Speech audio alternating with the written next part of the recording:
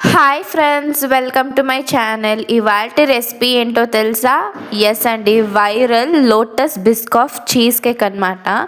చాలా బాగుంటుంది, టేస్ట్ సాఫ్ట్గా, చాలా సింపుల్గా చేసుకోవచ్చు అండి మనం ఇంట్లోనే. బయట చాలా ఎక్కువ డబ్బులు ఇచ్చి కొనుక్కుంటూ ఉంటాం కదా, అవన్నీ ఏం అవసరం లేదండి. ఇలా ఒకసారి ట్రై చేయండి. మరి లేట్ చేయకుండా వెంటనే ప్రాసెస్లోకి వెళ్ళిపోదాం పదండి.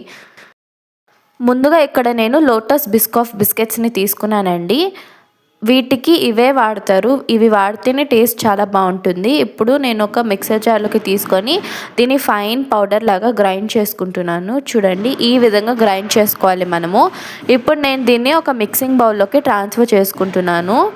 ఈ విధంగా మొత్తం ట్రాన్స్ఫర్ చేసుకున్న తర్వాత ఇందులోకి 3 టేబుల్ స్పూన్ అంతా మెల్టెడ్ బటర్ని వేసుకొని బాగా మిక్స్ చేసుకోవాలన్నమాట. అది కొంచెం సాగీగా అవుతుంది. ఇప్పుడు నేను ఇక్కడ ఒక సర్క్యులర్ మౌల్డ్ లాగా తీసుకున్నాను. దాంట్లో ఈ పౌడర్ని వేసుకొని బాగా స్ప్రెడ్ చేసుకుంటున్నాను. బాగా ఈవెన్గా స్ప్రెడ్ చేసుకోండి. ఇలా బాగా స్ప్రెడ్ చేసుకున్న తర్వాత దీన్ని ఒక అరగంట పాటు ఫ్రిడ్జ్లో పెట్టుకోండి. ఇప్పుడు ఒక మిక్సింగ్ బౌల్ తీసుకోండి. అందులోకి ఒక కప్ అంతా క్రీమ్ చీజ్ని వేసుకుంటున్నాను.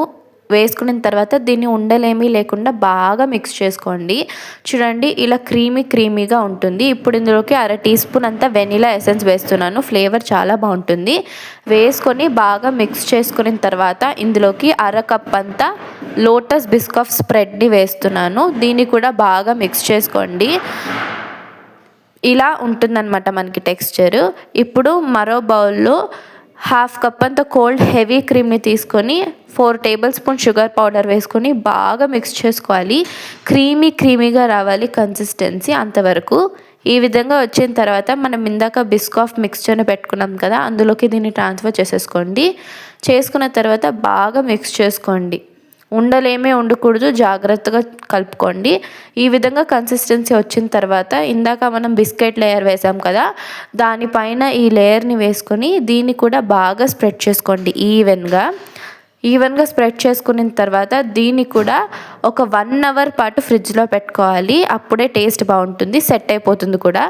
ఇప్పుడు ఒక 1/2 కప్పు లోటస్ బిస్కాఫ్ స్ప్రెడ్ని తీసుకొని ఒక 10-15 సెకండ్లు మైక్రోవేవ్ చేయండి. ఇలా మెల్ట్ అయిపోతుంది అనమాట. చూడండి టెక్స్చర్ ఎంత బాగుందో. ఇప్పుడు దీన్ని మనం ఇందాక చేసి పెట్టుకున్న కేక్ పైన ఇంకో లేయర్గా వేసుకోండి. దాన్ని కూడా బాగా స్ప్రెడ్ చేసుకున్న తర్వాత ఇప్పుడు కనీసం ఒక 4 అవర్స్ పాటు రెఫ్రిజిరేట్ చేయాలన్నమాట. టేస్ట్ బాగుంటుంది, అలాగే బాగా సెట్ అయిపోతుంది అనమాట. ఇప్పుడు దాన్ని ఈజీగా తీయడం కోసం నేను దాని చుట్టూ వార్మ్ టవల్ని ఇలా ఒక 2 నిమిషాలు పెట్టి ఆ తర్వాత ఇలా డిమోల్డ్ చేసామంటే ఈజీగా వచ్చేస్తుంది. ఇప్పుడు నేను గార్నిషింగ్ కోసం ఒక 4-5 లోటస్ బిస్కాఫ్ బిస్కెట్స్ని తీసుకొని బాగా క్రష్ చేసుకున్నాను. చూడండి, పౌడర్ అనేది ఈ విధంగా చేసుకున్నాను కదా. ఇప్పుడు నేను ఆ కేక్ చుట్టూ ఇలా జస్ట్ గార్నిషింగ్ చేస్తున్నాను అనమాట.